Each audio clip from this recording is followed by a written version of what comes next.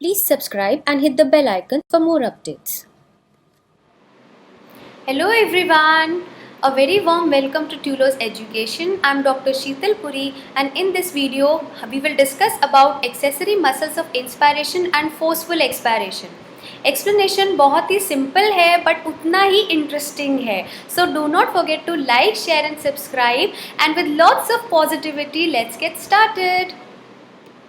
Okay so क्या क्या discuss करेंगे हम आज. हम देखेंगे accessory muscles which are involved in inhalation और इंस्पायरेशन विद डायग्राम्स. फिर हम डिस्कस करेंगे अबाउट फोर्सफुल एक्सपायरेशन एंड इसमें कौन सी मसल्स इन्वॉल्व होती है उसको भी हम देखेंगे. फिर डिस्कस करेंगे कुछ की टर्म्स जो कि ब्रीथिंग से रिलेटेड है. आपके लिए एक एडवांटेज हो जाता है अगर आपको ये टर्म्स पता होती है तो. फिर एट लास्ट हम देखेंगे एक interesting aspect that is real time MRI which will be showing the diaphragmatic movements that happen during breathing. Inhalation और एक्सहेलेशन के वक्त में जो जो ब्रीदिंग मूवमेंट्स होती है हम उनका रियल टाइम एमआरआई देखने वाले हैं. All right, okay. सो इससे प्रीवियस वीडियो में हमने क्या क्या डिस्कस किया था, ये वीडियो पिछले वीडियो से ही कनेक्टेड है. पिछले वीडियो में हमने देखा था इंस्पायरेशन डायफ्राम के बारे में डिस्कस किया था, उसका रोल डिस्कस किया था.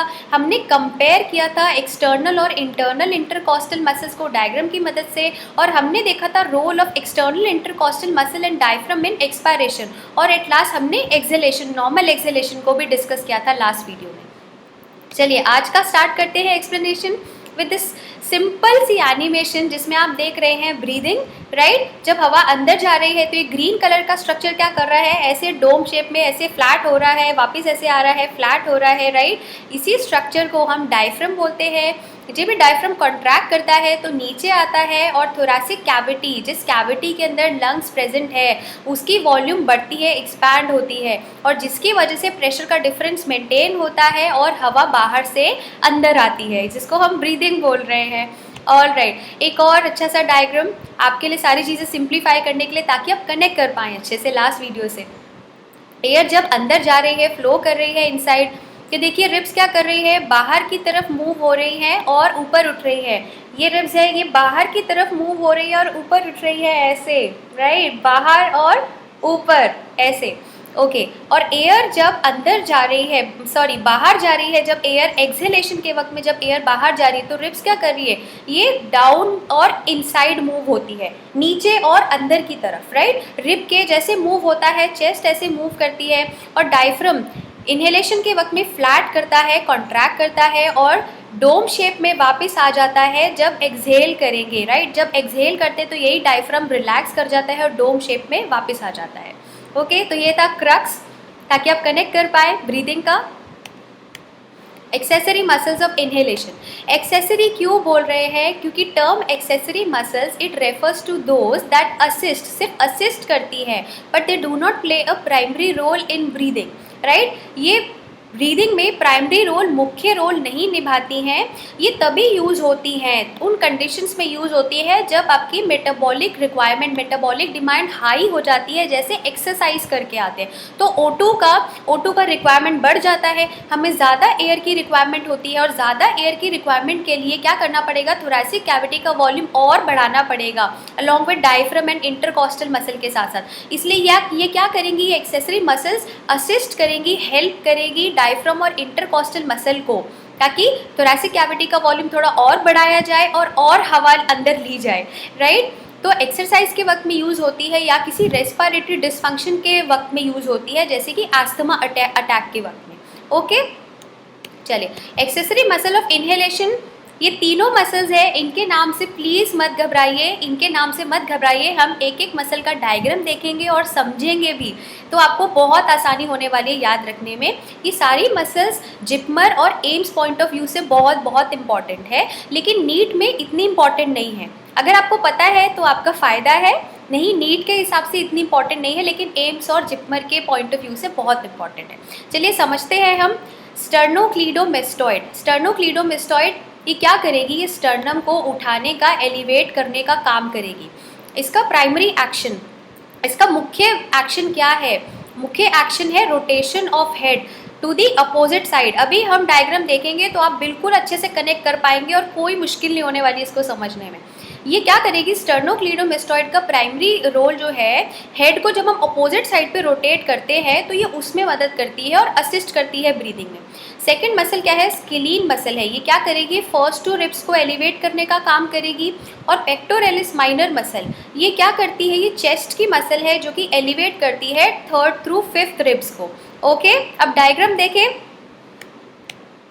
चलिए, ये है स्टर्नोक्लीडोमेस्टॉइड। अभी समझ में आया, जब हम हेड को दूसरी साइड पर रोटेट करते हैं, ये वाली मसल, ये देखिए, ये डायग्राम में भी आप देख सकते हैं, ये मसल जब हम हेड को अपोजिट साइड पे हमने रोटेट किया, ये है स्टर्नोक्लीडोमेस्टॉइड मसल। इसका नाम कैसे पड़ा वो भी हम समझते हैं अभी। ये मसल आप देख पा रहे हैं, इसी को हम बोल रहे हैं स्टर्नोक्लीडोमेस्टॉइड। और नाम कैसे इसका ओरिजिनेट हो रहा है ये भी देखते हैं। स्टर्नोक्लीडो, देखिए ओरिजिनेट कहाँ से हो रही है, स्टर्नम और क्लेविकल से। ये स्टर्नम और क्लेविकल से ओरिजिनेट हो रही है और एंड कहाँ कर रही है, मैस्टॉइड प्रोसेस पे। टेम्पोरल बोन जो होती है स्कल में, उसके मैस्टॉइड प्रोसेस पे ये एंड कर रही है, hence the name sternocleidomastoid. Very clear, okay. और डायग्राम्स देखते हैं। स्केलीन मसल्स, देखिए 3 पेयर्स ऑफ स्केलीन मसल्स होते हैं, एंटीरियर, मीडियस एंड पोस्टीरियर। और ये एंटीरियर वाली है जो नेक के एंटीरियर साइड पे प्रेजेंट है। स्केलीन मसल भी नेक मसल्स है, राइट। तो नेक के एंटीरियर, पोस्टीरियर साइड पे और मीडियम यानी कि बीच में प्रेजेंट है। और ये एंटीरियर वाली नेक के एंटीरियर साइड पे प्रेजेंट है, जो कि आपको रेड में यहाँ पे दिख रही है, ये वाली मसल। ऑलराइट, अब देखिए मिडिल जो कि बीच में है, रेड में हाईलाइटेड है, ये बीच में है नेक के, मिडिल स्केलीन। और पोस्टीरियर स्केलीन देखिए पोस्टीरियर साइड पे प्रेजेंट है नेक में, this is posterior scalene red colour में। अब पेक्टोरेलिस माइनर, ये चेस्ट की मसल है, और ये देखिए ये रेड कलर में है पेक्टोरेलिस माइनर और ब्लू कलर में है शोल्डर ब्लेड।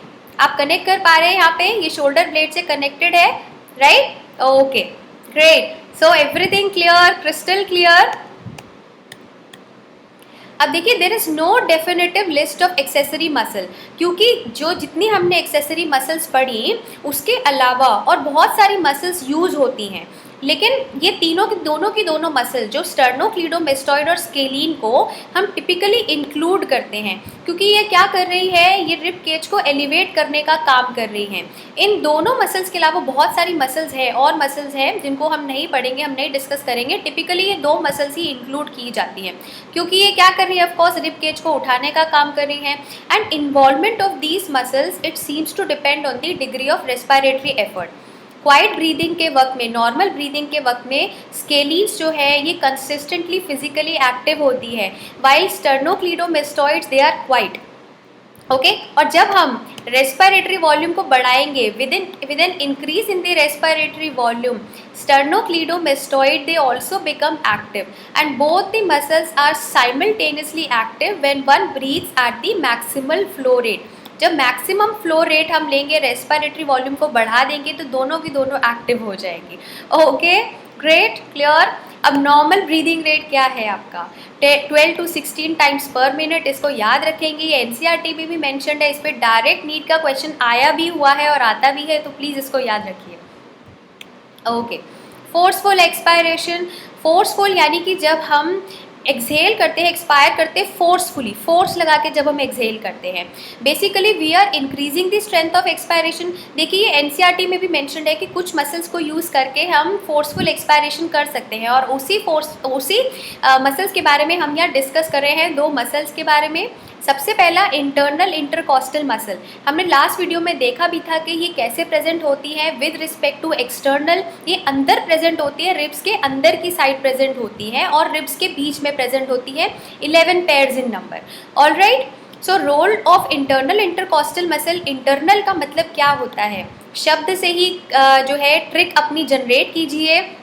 इंटरनल का मतलब होता है अंदर, तो जब ये कॉन्ट्रैक्ट करेंगी तो रिब्स क्या होंगी, इंटरनल मतलब अंदर, रिब्स अंदर की साइड मूव होंगी, डाउनवर्ड एंड अंदर मूव होगा रिब केज। ओके, तो contraction of these it leads to pulling of the ribs downward and inward, जैसे इनका नाम है, and it decreases the volume of the thoracic cavity, right. और किस डायरेक्शन में डिक्रीज करेगी, बैकवर्ड फॉरवर्ड डायरेक्शन, यानी कि डॉर्सो वेंट्रल डायरेक्शन, इसको भी याद रखिए। Abdominal muscles, right. अब आपने ये इंटरनल इंटरकॉस्टल मसल समझ लिया। अब्डोमिनल मसल का एक्शन मैं आपको डायग्राम की मदद से समझाऊंगी ताकि आप और अच्छे से कनेक्ट कर पाएँ। ये देखिए, ये सारी की सारी these our muscles of the abdomen. आपको इनके नाम याद रखने की बिल्कुल ज़रूरत नहीं है, मैंने ये डायग्राम सिर्फ इसलिए लगाया है ताकि मैं आपको समझा पाऊँ कि इनका मैकेनिज्म ऑफ एक्शन कैसे होगा। अगर हम इस मसल को देखिए, इस मसल को देखते हैं रेक्टस अब्डोमिनस को, तो ये क्या करी, देखिए रिब्स से कनेक्ट हो रही है। और रिब्स से कहाँ कनेक्ट हो रही है, पेल्विक रीजन पे। तो ये सारी की सारी मसल्स अगर आप देखते हैं, सारी की सारी मसल्स ये क्या कर रही हैं, ये पेल्विक रीजन को कनेक्ट कर रही है रिब्स से, राइट, पेल्विक रीजन को रिब्स से। तो क्या आप विजुअलाइज कर सकते हैं, इमेजिन कर सकते हैं, जब ये कॉन्ट्रैक्ट करेंगी तो ये क्या करेंगी, ये ऐसे कॉन्ट्रैक्ट करेंगी तो जितने भी अब्डोमिनल ऑर्गन्स है ये ऐसे उसको ऊपर की तरफ पुश करेंगी, राइट, रिब्स की तरफ पुश करेंगी। Very clear. ये देखिए अब्डोमेन की मसल्स है सारी की सारी, तो ये ऐसे जब कॉन्ट्रैक्ट करेंगी ये पेल्विक रीजन को, यानी अब्डोमिनल ऑर्गन्स जितने हैं ये इनको ऊपर की तरफ पुश करेंगी, right. That is why when they contract these press the abdominal organs cranially upward into the diaphragm, thereby reducing the volume of the thoracic cavity। अब क्लियर हो गया कि abdominal muscles कैसे forceful expiration में help कर रही हैं। और यहाँ पे देखिए दोनों की दोनों मसल्स कॉन्ट्रैक्ट कर रही हैं, इंटरनल और abdominal मसल्स दोनों मसल्स कॉन्ट्रैक्ट कर रही है, इसलिए फोर्सफुल एक्सपायरेशन एक एक्टिव प्रोसेस है, ओके। और सिंपल एक्सपायरेशन क्या है, एक पैसिव प्रोसेस है। चलिए आगे बढ़ते हैं हम लोग। की terms related to breathing, eupnoea मतलब कि जो कि क्वाइट ब्रीदिंग है, जो कि रेस्ट पे होती है without any effort, without any extra effort. इसमें क्या करता है, डायफ्राम और एक्सटर्नल इंटरकॉस्टल मसल कॉन्ट्रैक्ट और रिलैक्स करती है। ये हम पिछले वीडियो में भी देख चुके हैं अच्छे से। हाइपरपनिया, हाइपर का मतलब होता है ज़्यादा, राइट, हाइपर का मतलब होता है ज़्यादा, अत्यधिक। तो जब हम नॉर्मल ब्रीदिंग रेट से 12 to 16 टाइम्स पर मिनट हमारा नॉर्मल ब्रीदिंग रेट है, जब हम उससे ज़्यादा ब्रीथ करेंगे तो क्या होगा कि, और ये किस वक्त में होगा, फोर्स ब्रीदिंग भी कहते हैं इसको। और ये उन कंडीशंस में होता है जहाँ पे हम एक्सरसाइज करते हैं या कोई ऐसे एक्शन करेंगे जहाँ पे हमें एक्टिवली मैनिपुलेट करना पड़ेगा, कंट्रोल करना पड़ेगा अपनी ब्रीदिंग को, और हम ज़्यादा ब्रीथ करने लगेंगे नॉर्मल ब्रीदिंग रेट से, उसको हम हाइपरपनिया बोल रहे हैं या टैकिपनिया बोल रहे हैं। सच एज सिंगिंग या एक्सरसाइज, भाग कर आए तो ज़्यादा से ब्रीथ करेंगे, सिंगिंग के वक्त में ज़्यादा से ब्रीथ करेंगे, और या कुछ अबनॉर्मल कंडीशंस में जैसे फीवर के वक्त में या कुछ वेरियस डिसऑर्डर्स जो होते हैं रेस्पिरेटरी डिसऑर्डर्स, उसमें हाइपरपनिया डेवलप हो जाता है। अब इसमें क्योंकि हम फोर्सफुली जो है ज़्यादा ब्रीथ कर रहे हैं तो क्या होगा, इंस्पायरेशन और एक्सपायरेशन दोनों में मसल कॉन्ट्रैक्शन लगेगी, राइट। ऐसा नहीं होगा कि इनहेलेशन एक्टिव प्रोसेस होगा और एक्सहेलेशन पैसिव होगा, दोनों के दोनों प्रोसेसेस ही एक्टिव हो जाएंगे, okay. So in addition to contraction of the diaphragm and intercostal muscle, other accessory muscle जिसको हमने डिस्कस किया था वो भी यहाँ पे कॉन्ट्रैक्ट करने लगेंगी हाइपरपनिया में। अब हाइपोपनिया, हाइपो का मतलब होता है कम, तो its breathing rate is low, if breathing rate is low below normal उसको हाइपोपनिया या ब्रैडिपनिया कहेंगे। Dyspnoea is difficulty in breathing, dyspnoea जहाँ पे ये प्रीफिक्स आ जाता है डिस, उसका मतलब होता है difficulty, so difficulty in breathing. Apnoea मतलब नो ब्रीदिंग और almost nil breathing. Orthopnoea is inability to breathe in a horizontal position.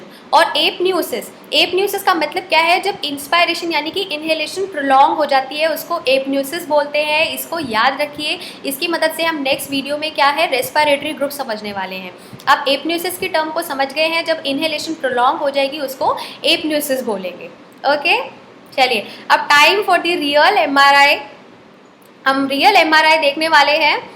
Breathing movements, diaphragmatic movements देखेंगे हम। तो देखिए यहाँ पे आप देख रहे हैं कैसे थोरेसिक कैविटी जो है वो एक्सपैंड कर रही है।